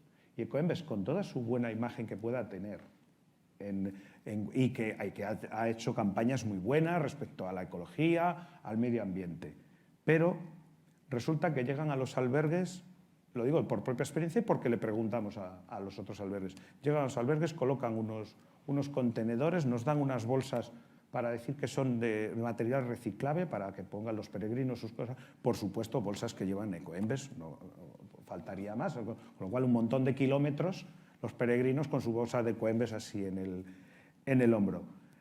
Claro, creo que es un insulto y creo que es... al trabajo de miles y miles de voluntarios que estamos en el camino. Se pueden hacer las cosas de otra manera y de hecho hay empresas que la han hecho de otra manera y no pasa nada y ahí estamos para echar una mano. He de decir que Astorga, después de 6 años, hemos conseguido este año que nos quiten de la lista de ecoalbergues. Vamos a seguir reciclando como hacíamos antes de que llegara Ecoembes, pero por fin hemos conseguido que nos quiten de esa lista. Y se me ocurre respecto a eso de Ecoembes, a lo mejor es una buena idea, porque con la pandemia, en Galicia, antes de la pandemia ya se usaban las sábanas desechables, por ley se usan. Ahora con la pandemia más. Bueno, pues una simple cuenta, con los datos que ponía Antón esta mañana de más o menos los kilómetros de media que recorrían los peregrinos, pueden ser 11 etapas. 350.000 peregrinos, 3.850.000 sábanas desechables, que en teoría van al contenedor amarillo, quien las echa. A lo mejor resulta que hay que empezar a pensar, a lo mejor resulta que sí que es una buena iniciativa para que Ecoembes diga, vamos a poner contenedores exclusivos, porque no en todos los sitios hay contenedores amarillos. Hay pueblos pequeños que no los tienen. ¿Qué están haciendo cada día con esas sábanas?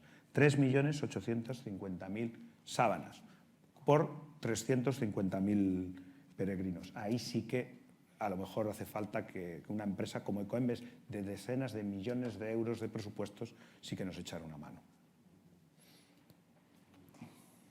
Buena propuesta. Ayudas europeas y sostenibilidad. Ese sería el tema. Y os ruego brevedad. Para los tres, ¿creéis que iniciativas como el proyecto LifeStar u otros de carácter europeo deberíamos de continuar trabajando para obtener ayudas e implicarnos tanto en las asociaciones como la Federación Española? ¿O hay otro tipo de actuación más interesante? Yo contesto primero. El que queráis, por favor. Empieza tú. Si quieres, Alberto, o diga Alfredo, perdona. Sí, creo que debe de continuar y otro tipo de iniciativas, bueno, ahora hay muchas, o sea, lo estamos viendo con los fondos, bueno, aparte de los fondos típicos siempre de la Unión Europea, los fondos estructurales, fondos de cohesión, pero ahora están los Next Generation de la Unión Europea, que se ha traducido en los planes nacionales de cada país, planes de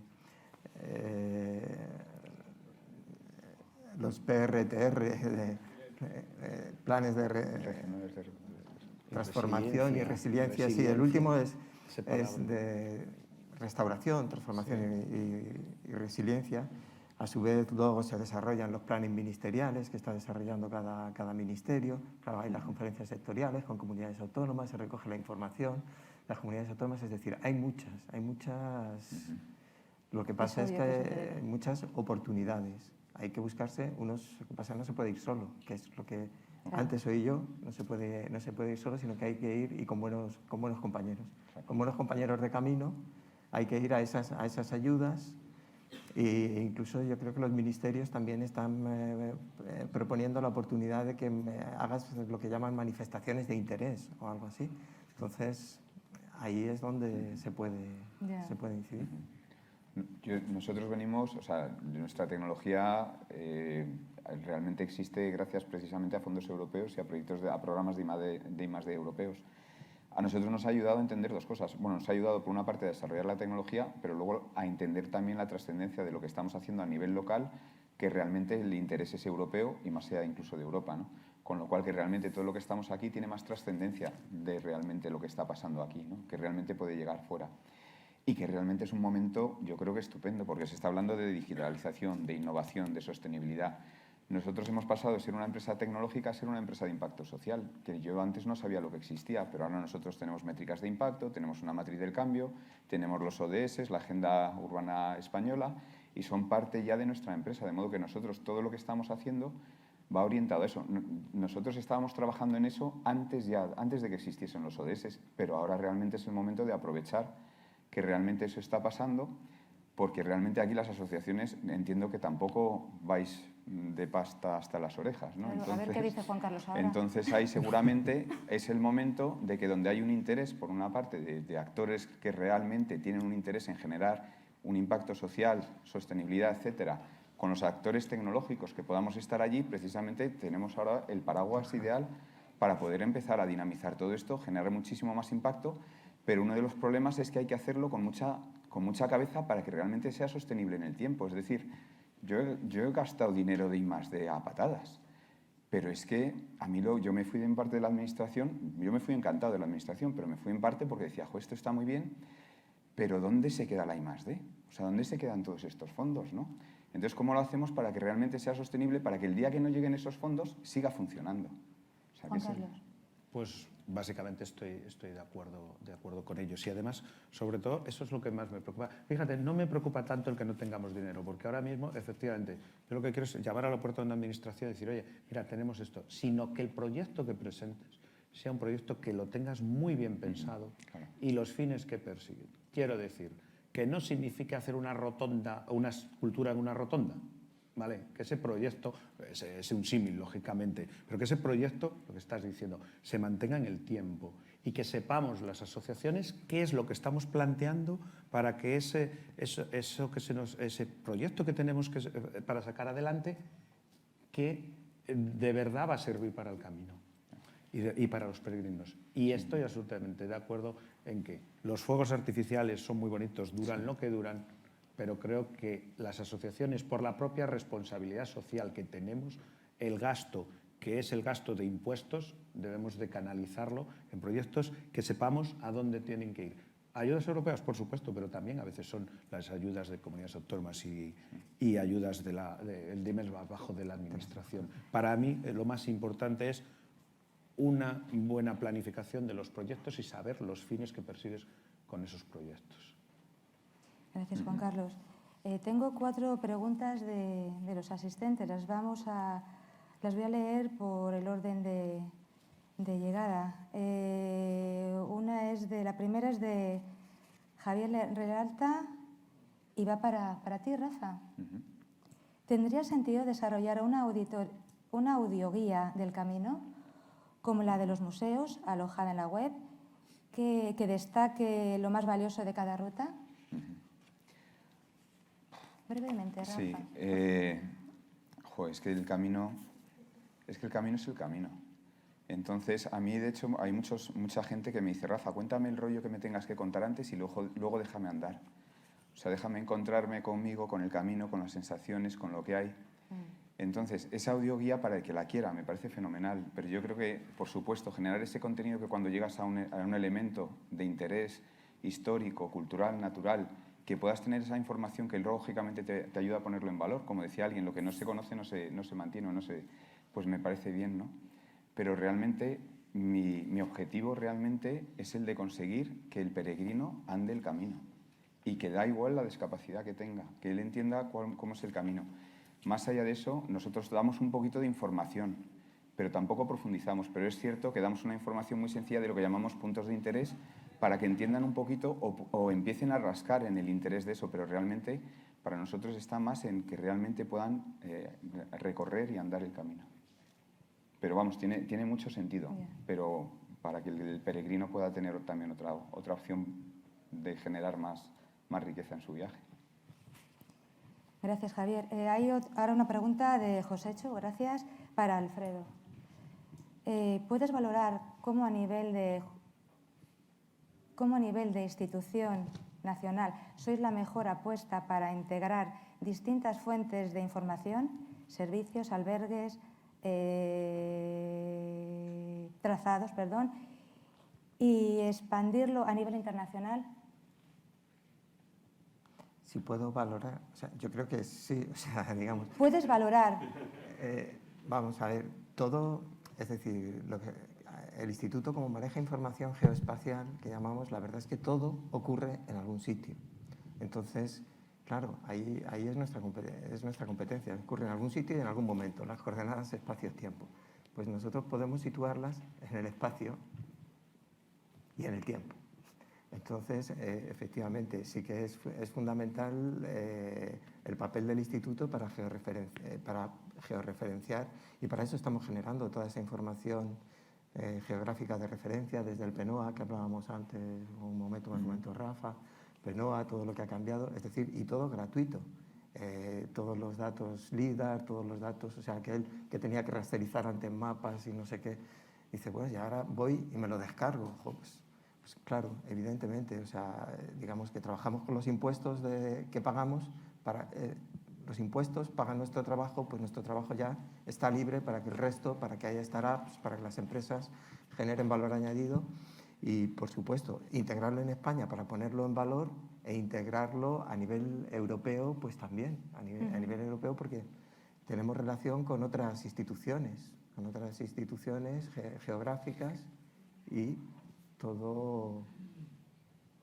Perdona, Alfredo, como la pregunta... Le he leído mal, José, ¿verdad? Me parece que la he leído mal. No, la has leído perfectamente, a lo mejor la he interpretado yo mal. Perdona. A los que trabajamos directamente con vosotros, valoramos el trabajo que hacéis y por qué lo hacéis vosotros y no otros. A mí lo que me gustaría es que pudieras explicar por qué el IGN, y no otro instituto, por vuestro nivel nacional, porque podéis mirar a los ojos a cualquier otro instituto a nivel internacional y tener una colaboración de tú a tú con ellos, por las herramientas que diseñáis, por la calidad y la cualificación que tenéis, que no sois una empresa, y sobre todo porque sois una empresa de nivel nacional, de la administración. Yo creo que sois una apuesta de lo más seguro que pudiéramos tener como compañeros de trabajo. Y me gustaría que lo pusieras realmente en valor sobre cualquier otra alternativa que saliese a paralelo en este tipo de cosas, porque cada vez surgen más apps que van a sacar planos y mapas y guías del camino, pero no es el Instituto Geográfico Nacional. Sí, pues efectivamente está el valor, lo que tú dices. Primero que cubrimos, tenemos un carácter oficial y estamos al servicio público y trabajamos con la mayor precisión y los mayores estándares de precisión que podemos. Y ahí van destinados los presupuestos públicos y sobre todo la ventaja que tenemos frente a administraciones autonómicas, administraciones locales, pues es que cubrimos todo el territorio nacional y entonces lo cubrimos con los mismos criterios. Es decir, Sí que es cierto que, digamos, todos intentamos trabajar conjuntamente, descentralizadamente, para eso está el Sistema Cartográfico Nacional, en que todos trabajamos de forma colaborativa. Intentamos aprovechar la información de mayor escala generada por otras comunidades autónomas a nivel de armonización, porque ese es nuestro tipo de Estado, pero esa es la ventaja, que trabajamos a nivel nacional. Frente a las empresas privadas, bueno, yo tampoco descarto, o sea, yo he creído mucho en la colaboración público-privada y creo mucho en la colaboración público-privada. Creo que todos lo importante es eso, es decir, es definir muy bien los objetivos y que todos trabajemos en la misma dirección, en la misma dirección. Y luego a nivel mundial, a nivel europeo, pues efectivamente, somos la agencia cartográfica, somos la National Mapping Agency de España y somos interlocutores pues, con el resto de agencias cartográficas, pues, por ejemplo, en el foro en Eurogeographics, pues nuestros interlocutores son el resto de agencias cartográficas y de agencias catastrales del resto de los países. Es decir, el papel para situar las cosas en el territorio, pues no conozco, no es porque esté yo allí, pero no conozco nada mejor que el Instituto Geográfico Nacional, en el ámbito nacional. En el ámbito autonómico está muy bien sus institutos y todo, pero todos debemos de trabajar colaborativamente. Gracias, Alfredo. Rafael, una para ti, de Jacinto Fuentes. Gracias, Jacinto. ¿Podemos tener fecha para que una persona con discapacidad con movilidad reducida pueda hacer, por ejemplo, el Camino Francés completo? Bueno, yo creo que, no sé si habrá estado antes en tu charla, pero yo creo que no ha estado. Entonces yo creo que quizá te pueda contestar mejor. Lo digo porque no sé si quieres coger la palabra o... ¿Sí o no? La verdad que para cuándo va a estar, yo creo que es una respuesta muy complicada. Lo que sí que puedo decir, que antes he contado, que en el 2019 creemos que por primera vez en la historia, y si no ha sido así, no hemos encontrado a nadie que lo haya hecho, o por lo menos la documentación. Nosotros desde Roncesvalles hasta Santiago de Compostela ya lo hicimos en nuestras sillas de ruedas de una forma autónoma, que antes no sé si me ha dado tiempo a contar, que lo hicimos como un peregrino más, con nuestra mochila cargada en la silla y solos. Entonces nos encontramos con demasiadas dificultades, de hecho recorrimos más de 1.000 o cerca de 1.200 kilómetros para conseguir llegar y ciertamente para cuándo no lo sé, pero sí que es cierto que, como os he dicho antes, cuanto antes nos pongamos a ello, antes estará. Gracias, Rubén. Por nuestra parte, lo que estamos haciendo, nosotros empezamos a hacer la digitalización pensando en personas con discapacidad visual. Pero es cierto que ahora, viendo un poco lo que es la aplicación a personas con movilidad reducida, una de las cosas que nos están diciendo es, ya que estáis mapeando, digitalizando y geolocalizando cada una de las incidencias que hay en el terreno, el tipo de terreno, incluso las irregularidades, desniveles, pendientes, etcétera, esa información, si está disponible, a una persona con movilidad reducida también le puede ayudar también, simplemente incluso el saber que tiene un parking que va a tener una zona donde tiene 5 o 10 kilómetros. A lo mejor no es el camino completo, pero por lo menos podemos también mapear algunos tramos del camino. Nosotros, la última prueba que estuvimos haciendo en Navarra, hicimos 7 kilómetros, vinieron personas con discapacidad visual, discapacidad auditiva, 2 personas con discapacidad intelectual y una persona sorda. Y estuvimos haciendo 7 kilómetros con estas personas. Era un tramo también que en ese caso para personas con movilidad reducida se podía hacer, pero nosotros no adaptamos el camino, no lo cambiamos. Nosotros simplemente estamos informando para que la persona pueda saber lo que es y realmente tratamos de no generar ese impacto ambiental.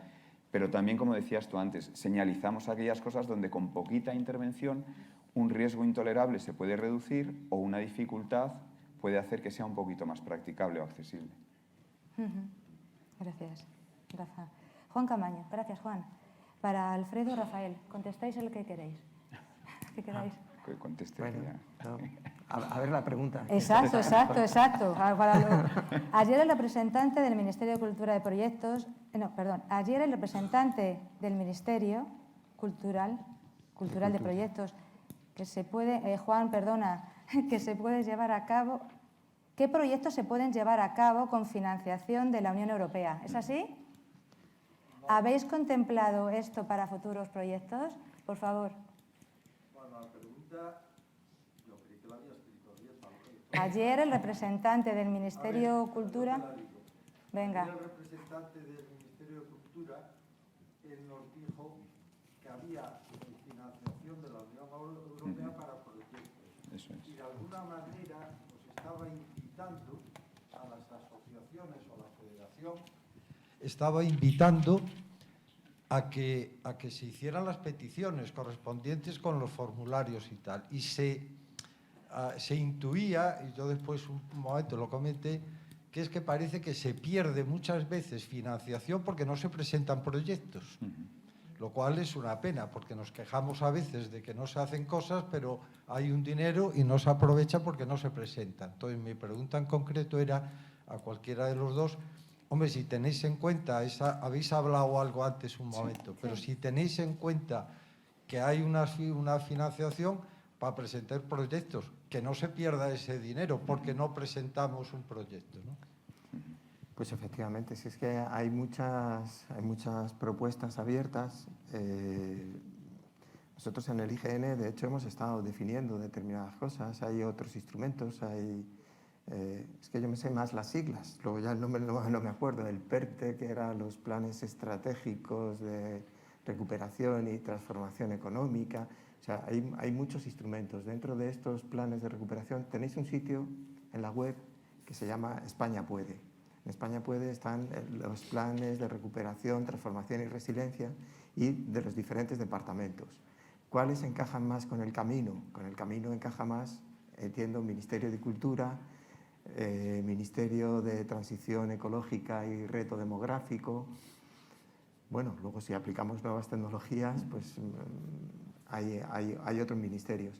¿Qué pasa? Que lo que hay que formar es decir, que no puede ir una asociación y no puede ir a lo mejor la FEACS.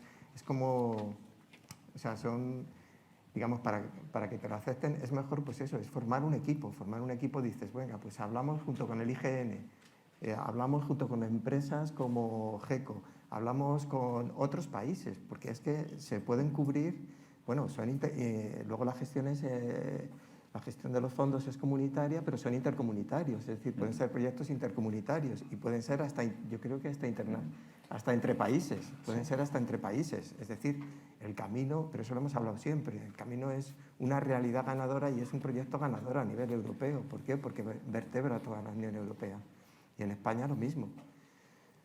Entonces, creo que sí que pueden salir, o sea, lo que pasa es que hay que idear qué es lo que, como decía Juan Carlos, qué es lo que hace falta, qué es lo que queremos. Es decir, qué es lo verdaderamente, con la analizar la experiencia de lo que hemos hecho hasta ahora, qué hemos hecho bien, pues vamos a reforzarlo, qué hemos hecho mal, pues vamos a cambiar, qué podemos hacer, qué oportunidades se nos abren y definir unos proyectos claros, cuantificados, bien planificados para presentarlos. O sea, en los ministerios que me decías, existen eso que se llaman las manifestaciones de interés. Es decir, tú puedes incidir y más. Por ejemplo, pues si ha estado ayer la del Ministerio de Cultura, Adriana, que son los del Consejo Jacobeo, que es lo que digo, es decir, proponer a ellos también una manifestación de interés, de decir, oye, manifestación de interés para mejorar la accesibilidad de todos los caminos, para hacer lo que se nos ocurre. A nosotros nos han llegado algunas convocatorias, o mejor dicho, propuestas que nosotros no conocíamos, lógicamente. O sea, que es gente que está sobre el terreno, que conoce las convocatorias, al final conoce el proyecto, y nosotros, gracias a eso, pues esto, digamos, ahora ha trascendido también a vías verdes, a parques nacionales, estamos haciendo también caminos naturales, el Camino de Santiago de Madrid lo hemos hecho precisamente con una ayuda de la Dirección General de Turismo. Hemos hecho también ahora 100 kilómetros más en la Sierra de Guadarrama, precisamente un poco con todo esto. Y todo eso son gracias a esas ayudas que muchas veces el problema es que nosotros no las conocemos. O sea que, lógicamente, nosotros llegamos hasta donde llegamos, optamos a las que llegamos muchas veces más para incrementar o hacer mejor nuestra tecnología, pero tampoco llegamos a donde muchas veces estáis las personas que pisáis el terreno o que conocéis digamos, las ayudas locales. O sea que ese esfuerzo yo creo que lo tendríais que hacer también vosotros, o lo tendrían que hacer las asociaciones para ver realmente cómo lo que nosotros planteamos, pues en un momento dado puedan haber elementos de financiación que puedan llegar a ayudarnos a ambas partes. Gracias, Rafa. Tengo una pregunta directa para ti. De Antón Pombo. Gracias, Antón. ¿A qué crees que se debe que vuestra aplicación del IGN tenga un uso tan bajo entre los peregrinos frente a otras como Buen Camino o Camino Tol? Pues, ¿qué crees que se debe? La verdad es que no he visto las críticas, o sea, porque en las críticas ahí estarían. Es decir, no te sé decir en concreto a qué, si la información está... Siempre uno de los problemas que tenemos con la cartografía es que la información esté desactualizada. Otro puede ser problema de usabilidad, es decir, que la experiencia de usuario, lo que llaman el user experience, pues no sea buena. Es decir, eso, la verdad es que no sé exactamente las críticas. Habría que ver las críticas para decir, oye, pues se debe... La verdad es que no la conozco. Es decir, yo sé que últimamente los desarrollos van muy orientados, eso ya es un desarrollo propio. Con la app tenemos se está desarrollando nuestra propia API. Jacinto está metido ahí de pleno. ¿Que nos falta usabilidad? Bueno, sé que con esto estamos trabajando con la Fundación 11 precisamente para mejorar la accesibilidad.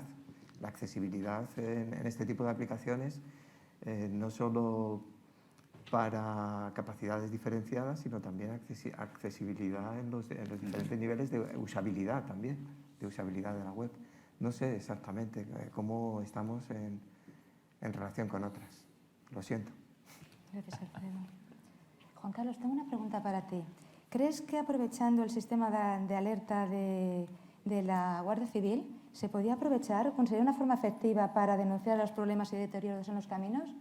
¿Podría utilizarse? Sí, es totalmente de acuerdo que sí. El problema de siempre es hasta dónde llega la cadena. Es decir, nos paramos a hacer el listado y ya, o le damos continuidad a que ese listado sea efectivo en cuanto a los fines que queremos, que es que esos atentados o esos lugares donde se producen alertas se corrijan. Yeah. Estoy hablando de esfuerzo y de trabajo, estoy hablando, no digo que eso sea fácil, pero claro, ser solamente unos meros repositorios de información ayuda, vale, somos así. A lo mejor hay que ser, esa palabra que se usa mucho ahora, hay que ser más proactivos, es decir, habrá que buscar la manera de canalizar que esa información cumpla los objetivos para la cual se ha hecho. Es decir, hay que corregirlos. ¿A quién hay que dirigirse? Una vez, ya digo que es un trabajo, no es muy fácil decirlo, es muy complicado llevarlo a cabo, pero a lo mejor habría que empezar a pensar a ver cómo en un momento es un ayuntamiento, en otro momento es una diputación, una comunidad autónoma o, bueno, alguna vez el Gobierno de España, pero ese sería, hombre, en una carretera nacional, por ejemplo, es el Gobierno de España. Se ha perdido otra oportunidad que se digan que se dan 60 millones de euros al plan Xacobeo y no se haya corregido ni un solo cruce de carreteras nacionales desde Navarra o Aragón hasta Galicia, ¿no? Entonces, que ese tipo de alertas es fundamental, pero siempre que vaya aparejado de una solución. Y para mí, yo solo quiero decir una cosa más, que es muy importante la sostenibilidad del camino, la accesibilidad. La sostenibilidad desde el punto de vista del medio ambiente, creo que en este caso nos ayuda la situación ya en la que estamos. Nadie pone en duda que el medio ambiente es fundamental, con lo cual eso sí que nos puede ayudar. Nosotros vamos a decir, hay que cuidar el camino, se va a cuidar el camino. Hay que hacerlo accesible también. Pero a mí me preocupa mucho más la sostenibilidad del fenómeno de la peregrinación. Esa sí que es la que me preocupa. Hablábamos de crisis esta mañana, hablábamos de...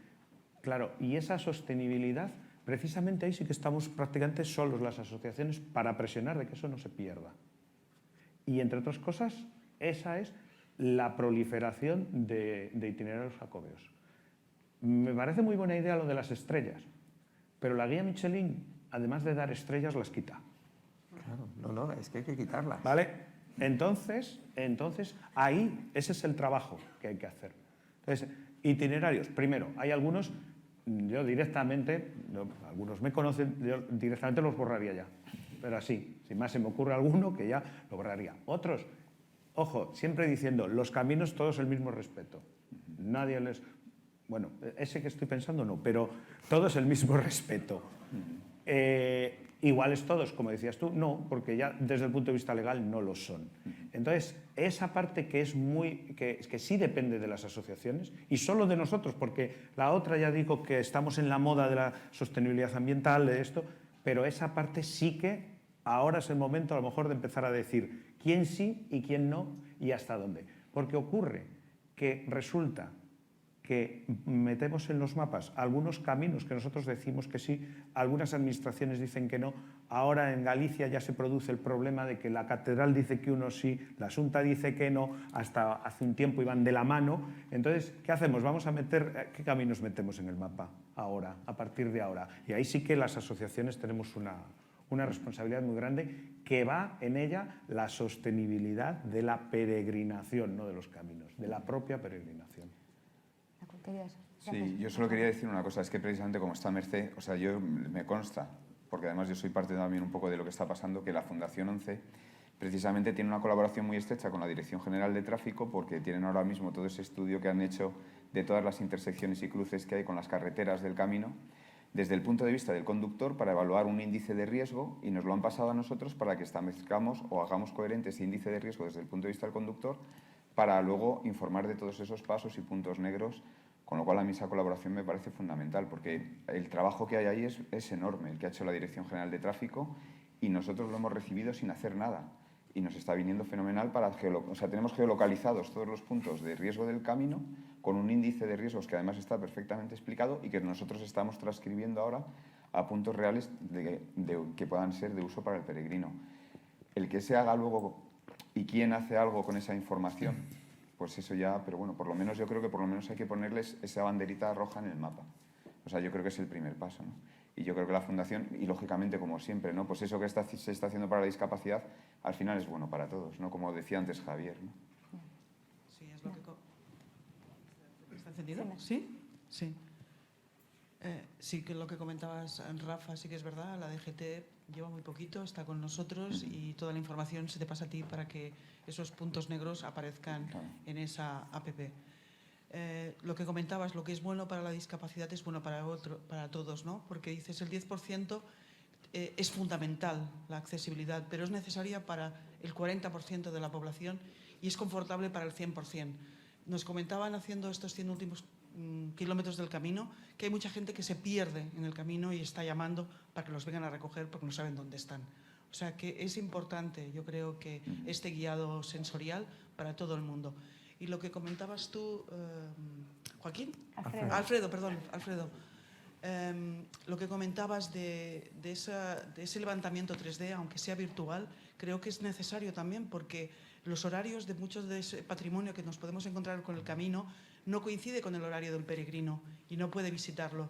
Si esto si pudiera acceder a través de, no sé, de una aplicación, pues sería muy interesante. Y esa explicación que decían, si una audiodescripción, una audioguía, pues sería fundamental para todas esas edificaciones o todo ese patrimonio que no podemos visitar porque está cerrado, por lo que sea, porque no coincide el horario. Y luego, si ese levantamiento en 3D podría ser físico, no solo virtual, en un material resistente a la intemperie, pues sería ideal para que las personas con problemas de visión pudieran acceder a ese patrimonio. No estaría nada mal. Efectivamente, yo creo que lo que nosotros tratamos también de hacer es que cuando se hace una descripción de un elemento, ya sea un área de descanso, un punto de interés cultural o natural, que se haga una audiodescripción también accesible. Es decir, no cuesta nada explicar un poquito más, porque a veces puedes tocar una parte de una pieza o de un elemento. Imaginar lo que es el tronco de un árbol. Hay árboles centenarios en el camino que son espectaculares. Pero ¿cómo entiende una persona que no ve lo que significa realmente la dimensión de un árbol, ¿no? Entonces yo creo que ese tipo de cosas al final no solo es explicarlas, sino cuando uno lo haga, pensar también en hacer algo que valga para todo el mundo. Mira, nosotros hace mucho tiempo que no hacemos fotogrametría terrestre y tal. Ahora serían otro tipo de sensores terrestres. Pero sí que se hizo, por ejemplo, la reproducción de lo de las cuevas de Altamira. Es decir, pero por eso digo que a lo mejor no podemos llegar ahí, pero sin embargo hay empresas que sí que pueden llegar ahí. Es decir, nosotros situamos sobre el territorio en 3D todo el exterior, y luego el interior lo puede hacer una empresa. Por eso hay que buscarse socios y hay que trabajar en equipo y es fundamental. Y en cuanto a lo que dices de la maqueta, mira, sí que en mi responsabilidad ahora llevo lo de la cartografía en relieve. A veces hemos colaborado, os hemos cedido mapas, luego vosotros hacíais con ellos pues cartografía para personas con discapacidad visual y todo eso, en braille y todo eso. Pues la cartografía en relieve podemos tener vías de colaboración también. Sí, sería muy interesante saber cómo es los desniveles del terreno, por dónde vas a... De hecho, estamos estudiando el tema de todas las moldeadoras 3D, como de grandes dimensiones. Pues. Sí, bueno, ahora con toda esta tecnología, las impresoras 3D, que las tenemos en nuestras casas casi, pues es que se pueden hacer muchísimas cosas. Gracias, Mercè. Pues Juan Carlos, Rafa y Alfredo, muchísimas gracias y finalizamos. Gracias a todos.